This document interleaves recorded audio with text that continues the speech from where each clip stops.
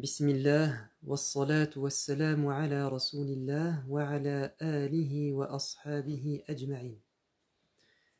Nous avions parlé de la valeur de Dieu, de la valeur de sa parole, le Coran. Nous avions parlé de la valeur du prophète Muhammad sallallahu alayhi wa sallam. Aujourd'hui, nous clôturons cette série en nous intéressant à la valeur des paroles, des faits et gestes de l'œuvre du dernier des prophètes que nous appelons sunna ou tradition prophétique ou enseignement prophétique. En novembre 1922, le grand physicien Albert Einstein se rend au Japon. Vous avez un jeune coursier qui vient lui apporter une missive, et Einstein n'avait pas à ce moment de pourboire pour le récompenser pour sa course. Alors il va lui écrire une phrase sur un bout de papier. Et il dit à cet homme, peut-être si tu as de la chance et si tu conserves cette note que je t'écris, il se peut que cette note, plus tard, vaille plus que le pourboire que tu mérites. Ce coursier japonais va conserver précieusement la phrase que lui a écrite Einstein. Il va la transmettre comme héritage à ses enfants, à ses petits-enfants, et le 24 octobre 2017, à Jérusalem, cette note qui a été authentifiée comme étant écrite par la main de Albert Einstein en 1922, cette note est vendue aux enchères à 1,5 million de dollars. Qu'est-ce qu'il a dit de si grand, qu'est-ce qu'il a dit de si important pour que cette phrase qu'il a écrite de sa main soit vendue aussi cher?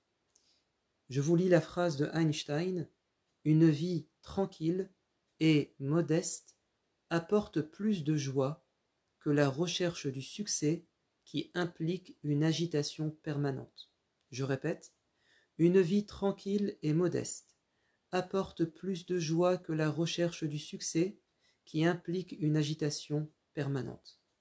Einstein était un grand scientifique, mais il avait aussi des réflexions philosophiques. Celle-ci en fait partie. Vous savez, plus un auteur est connu, apprécié, et plus on donnera de l'importance à ses propos.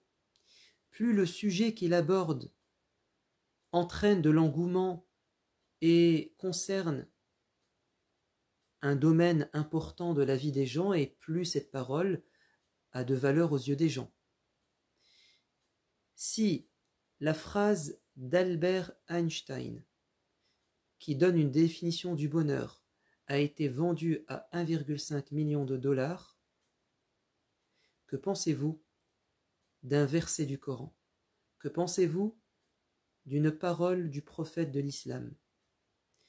Si les gens ont mis autant d'argent, c'est parce qu'ils admirent, voire même peut-être vénèrent cet homme, et parce qu'ils considèrent que ce qu'il dit est une vérité et qu'elle est le bonheur par excellence.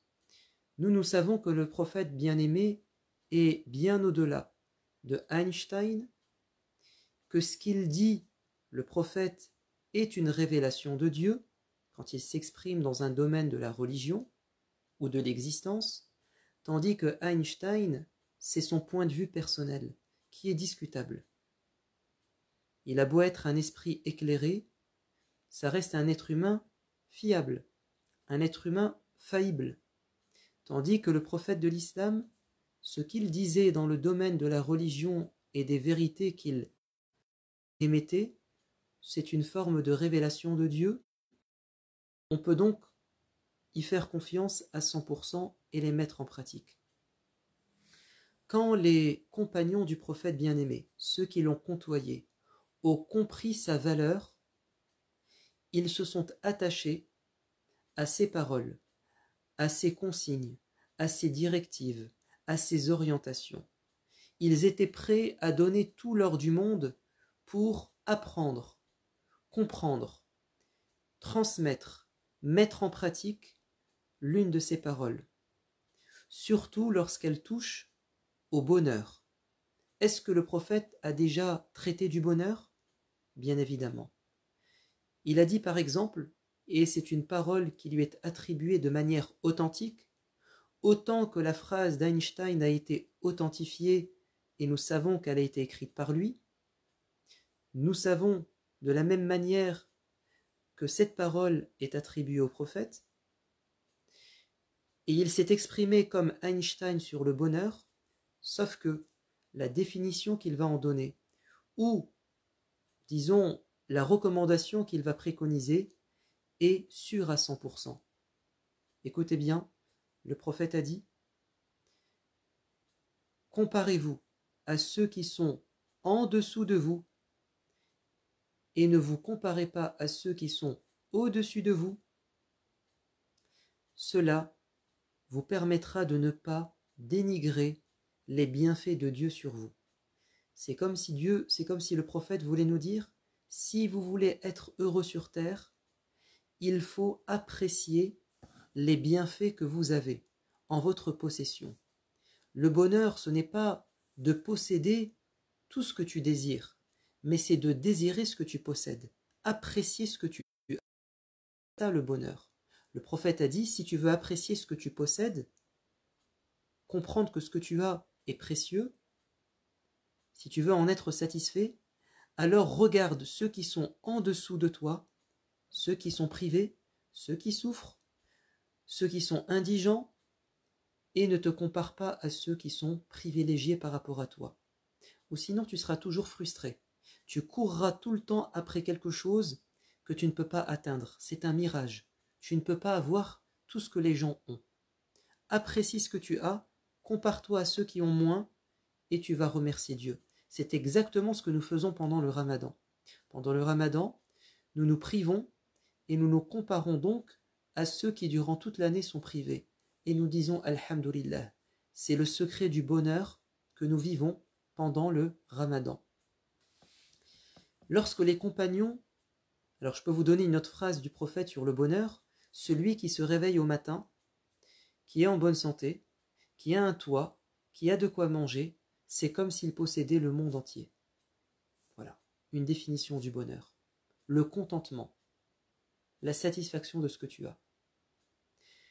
Cette phrase qu'a dite le prophète, cette définition qu'il a donnée du bonheur, elle ne vaut pas 1,5 million de dollars. Elle vaut tout l'or du monde. Parce que le prophète est meilleur qu'Einstein. Parce que le prophète, ce qu'il dit, c'est la vérité. Einstein, c'est sa vérité, qui est discutable, relative. Lorsque les compagnons ont compris la valeur du prophète, ils vont s'attacher à ses paroles. Je vous donne un exemple. Abu Huraira, qui est celui qui s'est le plus attaché à ses paroles au sens qu'il les a mémorisées et transmises. Il a dit un jour aux gens, après le décès du prophète bien-aimé, « Dépêchez-vous, rendez-vous à la mosquée, car l'héritage du prophète est en train d'être dispatché, réparti et distribué. » Les gens pensaient qu'il s'agissait d'un héritage matériel, et comme les gens courent après l'argent, ils vont se rendre à la mosquée. Et ils ne vont rien trouver de semblable. Et ils diront à Abu Huraira, est-ce que tu nous as trompés? Il a dit non. L'héritage du prophète, c'est sa sunna. Le prophète bien-aimé a dit, nous les prophètes, nous ne délaissons après notre mort ni dirham, ni dinar, ce que nous laissons en héritage, c'est la connaissance. Celui qui prendra cette connaissance, il aura pris quelque chose de très précieux. Asseyez-vous à la mosquée et je vais vous enseigner la sunna du prophète.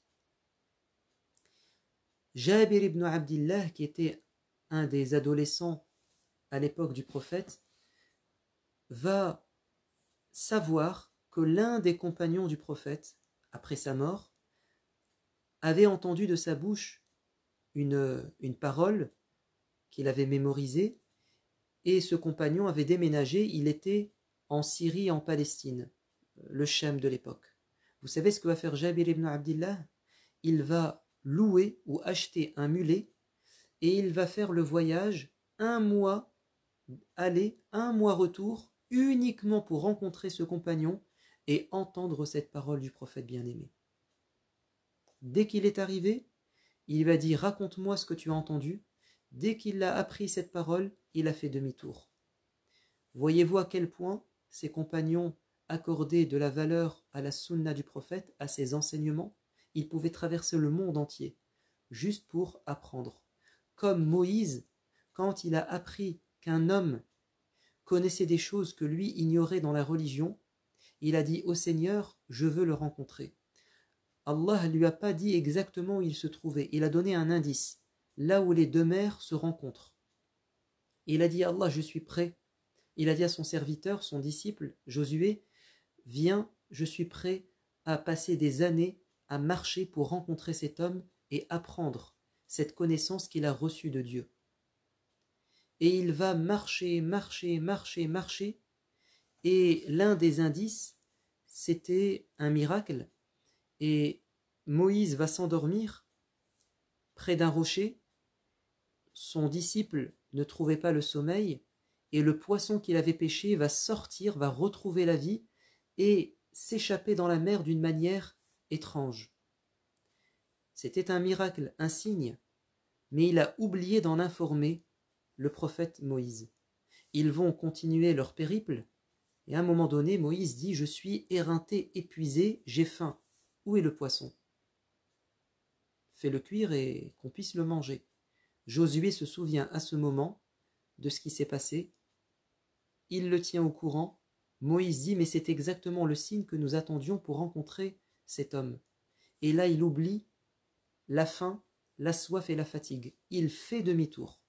Regardez, quand on est motivé, ambitieux, et quand on veut apprendre, et qu'on veut rencontrer quelqu'un qui a une connaissance divine, ce qu'on est capable de faire. On oublie tout.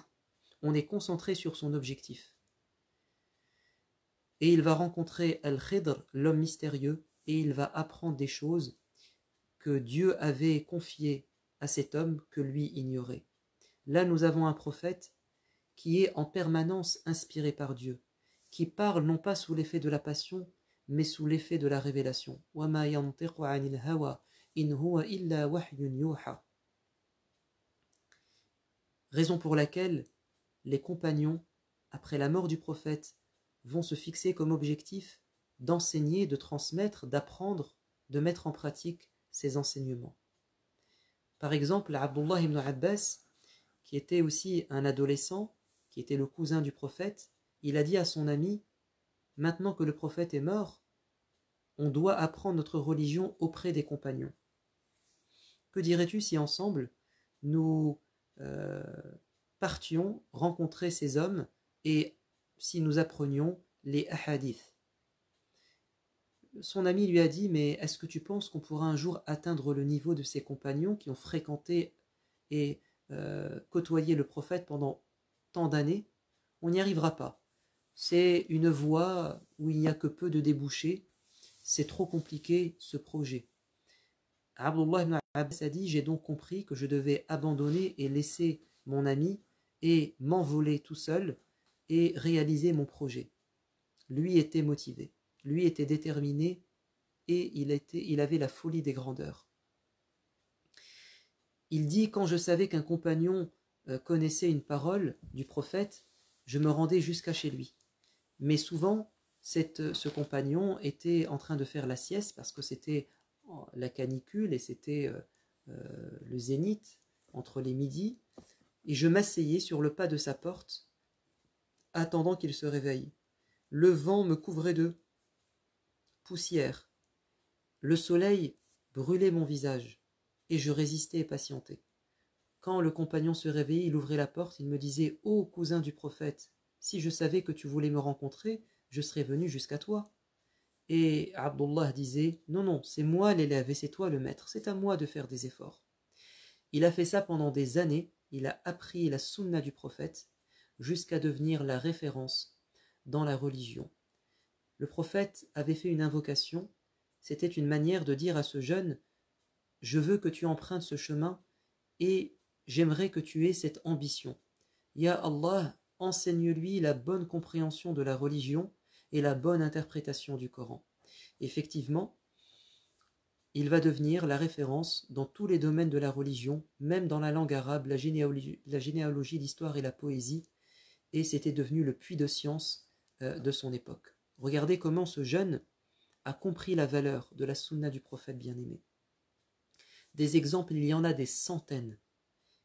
Lisez la vie des savants, notamment les 4 grands imams, ce qu'ils ont enduré pour connaître la sunna du prophète, pour l'expliquer. Lisez la vie de Bukhari, de Muslim, ceux qui ont passé leur vie à vérifier toutes ces informations qu'on attribuait au prophète. Ils ont vérifié les transmetteurs, les chaînes de transmission, le contenu même de ce qui était attribué au prophète. Ils ont fait un travail exceptionnel, unique dans l'histoire, de vérification des sources, de vérification et d'authentification des narrations. Je vais vous donner quelques exemples de hadiths qui sont énormes, qui sont magnifiques, qui sont édifiants, pour que vous compreniez l'importance de la sunna du prophète. Par exemple, vous avez un homme qui est connu aujourd'hui, qui s'appelle Al-Elrod, H-A-L, plus loin E-L-R-O-D, qui a 20 ans, alors c'est un Américain, à 20 ans, il a été heurté par un conducteur ivre, ce qui va le conduire à l'hôpital. Il va perdre l'usage de ses jambes, mais avec de la volonté, il va, après une période de dépression, il va remonter la pente et il va faire de la rééducation et il va retrouver sa capacité motrice. Il va même pouvoir marcher et courir. Et comme il a remonté la pente, et c'était assez extraordinaire, et qu'il avait le moral, il va écrire un livre qui s'appelle... alors je ne sais plus exactement le nom de ce livre, ça va me revenir. En tout cas, à 35 ans, il est devenu la star du développement personnel aux États-Unis, et son livre a été vendu à plus de 80 000 exemplaires. Et il a livré en fait le secret de la réussite, parce qu'il a étudié la vie de ceux qui ont réussi, et il a remarqué que les gens qui ont connu du succès dans leur vie, leur point commun, malgré toutes les différences qu'il pouvait y avoir entre eux, leur point commun, c'est que ces gens se réveillaient tôt le matin. Ce sont des gens qui commençaient leur journée tôt. Ce n'étaient pas des flemmards, des paresseux qui faisaient des grasses matinées. Il a dit non, j'ai remarqué que tous ces gens se réveillaient très tôt, ils commençaient leur journée très tôt, et il a dit je pense qu'il y a un secret dans cette bonne habitude à prendre. Et il va... je crois que son livre s'appelle Savers, S-A-V-E-R-S. En tout cas, sa méthode s'appelle Savers. Et dans ce mot, en fait, ce sont les initiales de 5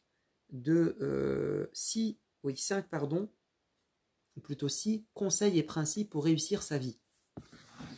Les 6 principes sont contenus dans le mot Savers. Le S signifie silence, c'est-à-dire qu'on doit se réveiller. Ah oui, sa méthode, c'est de se réveiller plus tôt le matin. Il dit 2 heures avant ton heure habituelle. Oui, très bien, merci. Miracle morning, le miracle matinal. Merci pour ce que vous m'avez dit. Le miracle matinal, miracle morning, il a dit, donc ma méthode c'est Savers, ce sont 6 principes. Il faut se réveiller 2 heures plus tôt et mettre en application ces 6 principes. Silence, c'est-à-dire se consacrer 10 minutes de méditation, de respiration lente, de prière. Voilà, un moment de silence, de méditation, de spiritualité si vous voulez. Deuxièmement, affirmation. A comme affirmation.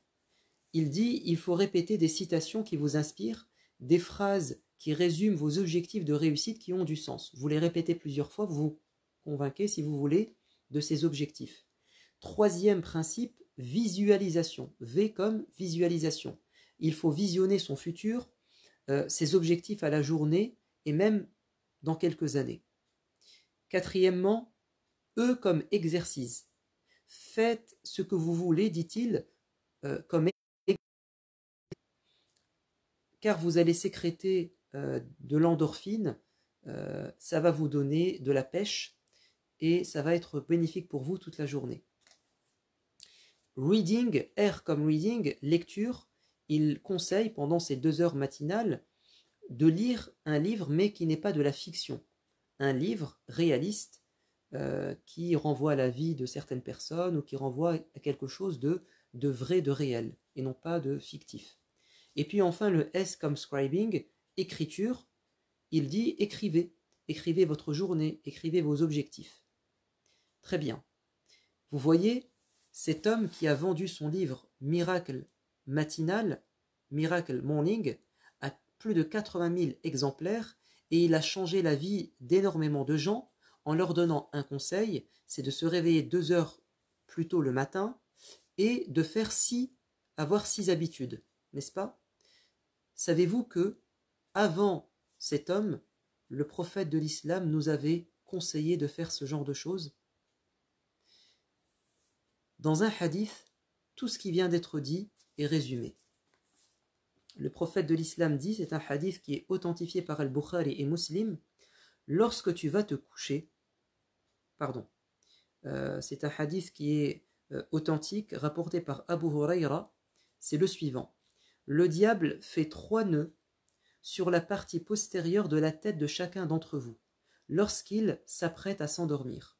Donc, quand vous allez pour vous endormir, vous vous allongez, le diable vient ici au niveau de votre partie postérieure,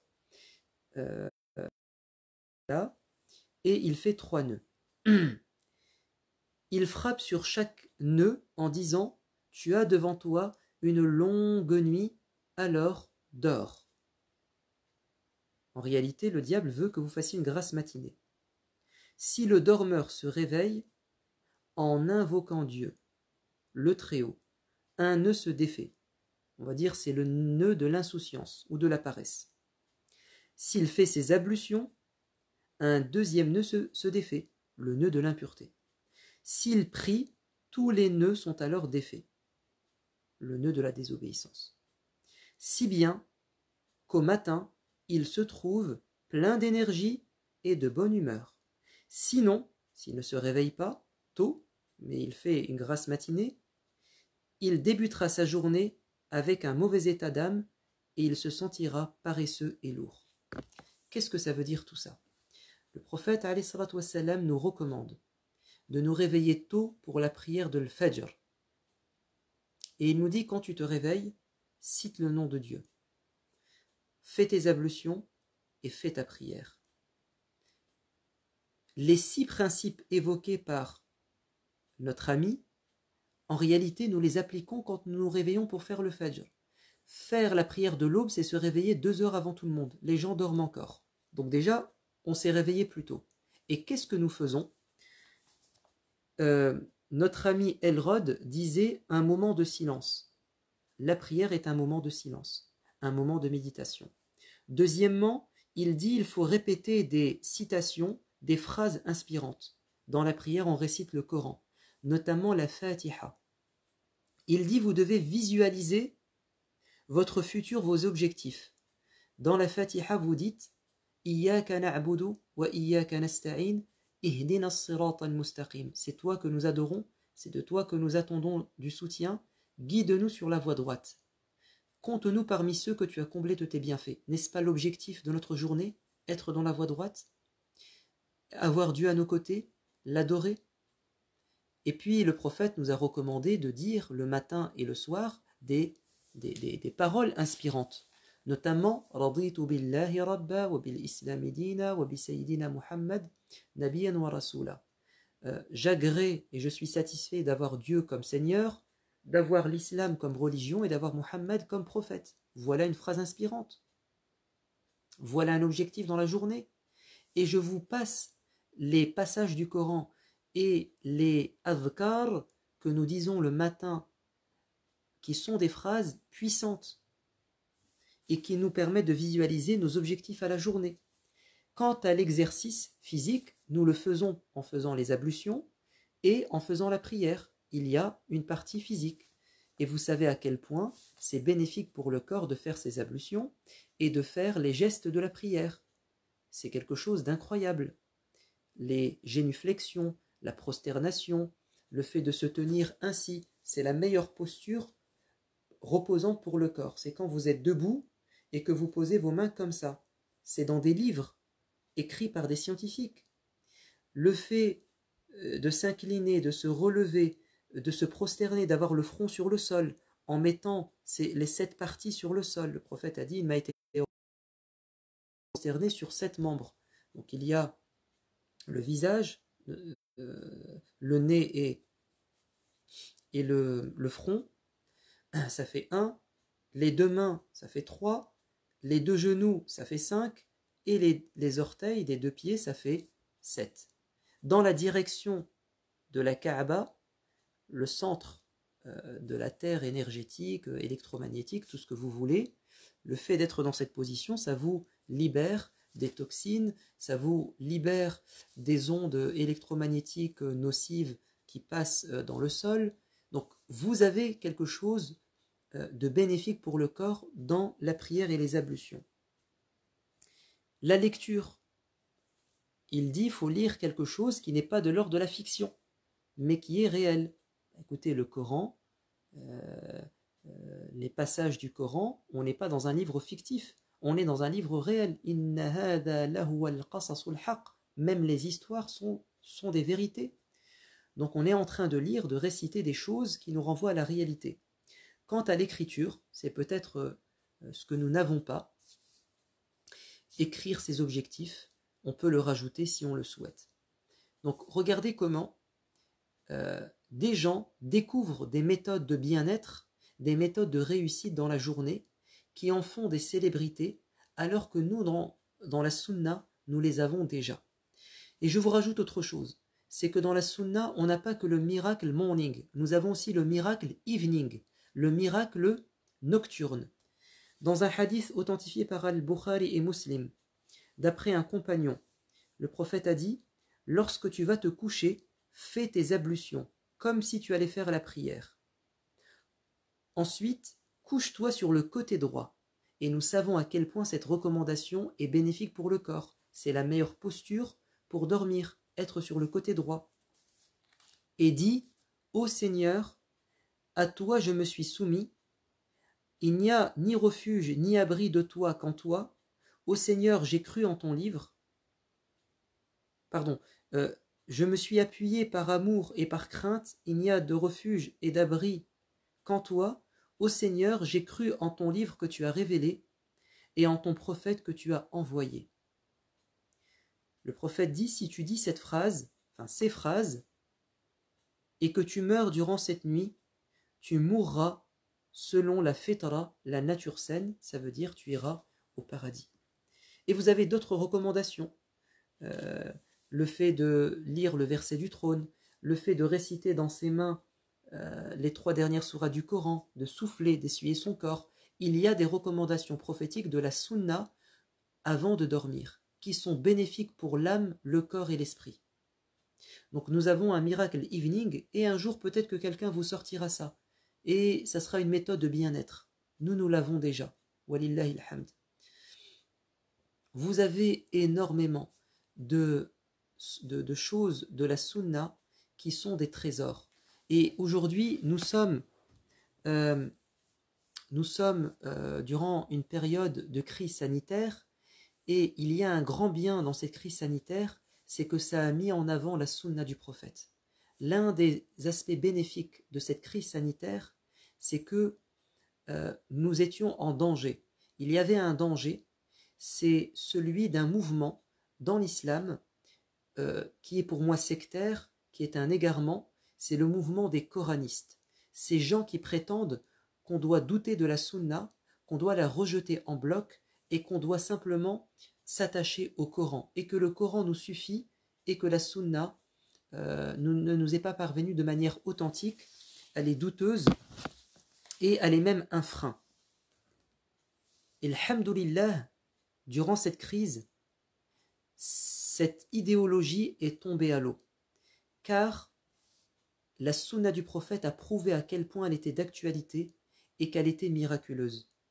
Vous le savez très bien, ça a même été publié dans les grands journaux aux États-Unis, ça a fait le tour du monde, la fameuse recommandation prophétique sanitaire. Quand une épidémie se déclare dans une région, n'y entrez pas. Et si vous y êtes, n'en sortez pas. Ça, c'est un hadith. C'est un hadith et c'est, comment dire, une réponse cinglante qui va fermer à tout jamais la bouche des détracteurs de l'islam qui voulaient qu'on délaisse la sunna du prophète. Ce hadith et sa sunna, il nous a été parvenu de manière authentique et il prouve à quel point il était en avance sur son époque. Et vous avez des dizaines et des centaines de paroles du prophète qui vont dans le même sens, qui relèvent de miracles, qui relèvent d'un esprit éclairé, d'un homme inspiré par Dieu. Permettez-moi pour terminer de vous prouver à quel point le Coran et la Sunna sont indissociables. Le prophète a dit « Ala inni utitul Qur'ana wa mithlahu ma'ah » Il va le dire à 2 reprises « J'ai reçu le Coran et quelque chose d'équivalent. » D'équivalent dans le fait que c'est une guidance. Il s'agit de la Sunna. Et il va dire dans un autre hadith, et c'est comme si il était au courant de ce qui allait se passer aujourd'hui, il dit « Ala yushaku rajulun yanthani shab'anan ala arikatihi yaqul alaykum bil Qur'an fama wajadtum fihi min halalin fa'ahilluh wa ma wajadtum fihi min haramin faharrimuh » Il dit bientôt une personne qui a bien mangé, qui s'est bien rempli le ventre et qui est allongée sur son canapé vous dira attachez-vous au Coran uniquement et délaissez la Sunna. Ce que vous trouvez dans le Coran qui est halal, mettez-le en pratique. Et ce que Dieu a interdit dans le Coran, alors délaissez-le. C'est-à-dire, occupez-vous uniquement du Coran, ne mettez pas en pratique la Sunna. Et le prophète continue en disant Ala la yahillu lakumul himar al-ahli wala kullu zi nabin min as-siba' ala wala luqatatin min mali mu'ahid ala illa an yastaghni anha sahibuha wa man nazala biqawmin fa'alayhim an yuqirruhum an yaqruhum. Qu'est-ce qu'il nous dit? Il nous dit quant à moi, je vous dis qu'il est interdit de consommer la viande des ânes domestiques et la viande des félins qui ont des crocs et des rapaces qui ont des griffes. Je vous dis également que si vous trouvez un objet perdu qui appartient à une personne non musulmane qui est en visite dans votre pays, ou bien une personne non musulmane qui vit, un citoyen non musulman qui vit, ou une personne protégée qui vit parmi vous, alors vous n'avez pas le droit de lui voler son objet perdu. Le délaisse. Et il dit troisièmement, si une personne en voyage ou en visite vient chez une autre personne, alors elle doit lui faire hospitalité. Pourquoi est-ce que le prophète dit cela? Il dit, il y a des gens qui vont prétendre qu'on ne doit appliquer de la religion que ce qu'il y a dans le Coran. Le reste n'est pas important. Il dit non, moi j'ai rajouté des choses qui me viennent de Dieu et que vous devez, au même titre que le Coran, mettre en application. Il va citer 3 exemples.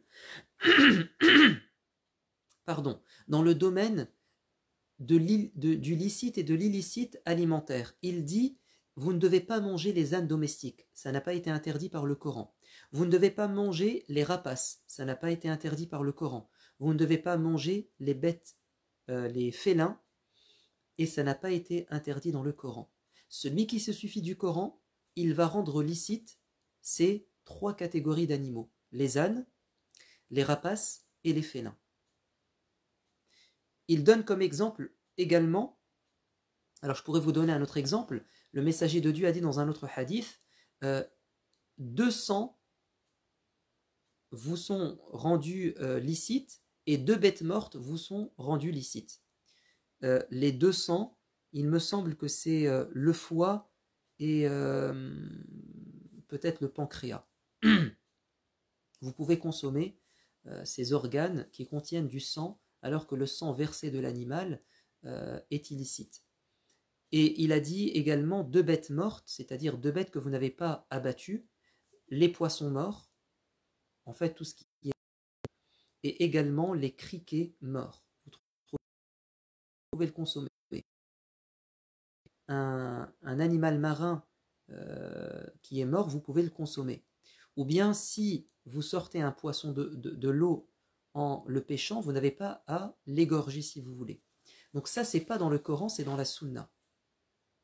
Également, il va citer les règles, pardon, les règles en lien avec les objets perdus et trouvés.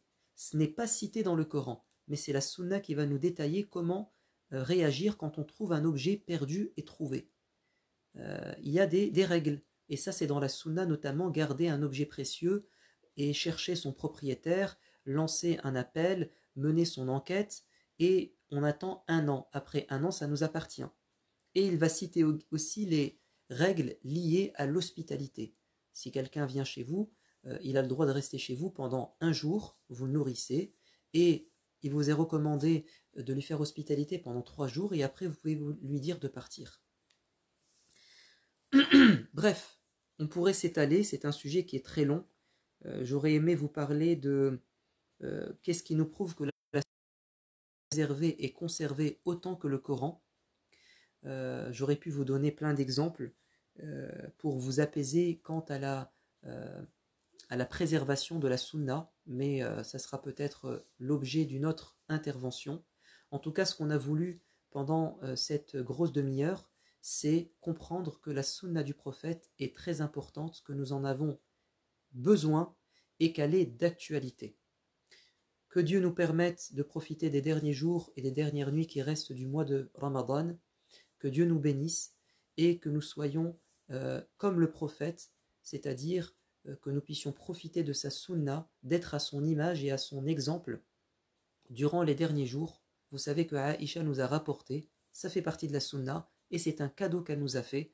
Le prophète, pendant les 10 derniers jours de Ramadan, il redoublait d'efforts, il veillait encore plus durant la nuit, et le prophète de l'islam, c'est lui qui nous a détaillé que faire, que dire pendant la nuit du destin. C'est pas dans le Coran, donc heureusement que nous avons la sunna. Je vous dis à bientôt. Wa rahmatullah, subhana rabbika rabbil izzati amma yasifun, wa salamun ala al-mursalin, walhamdulillahi rabbil alamin.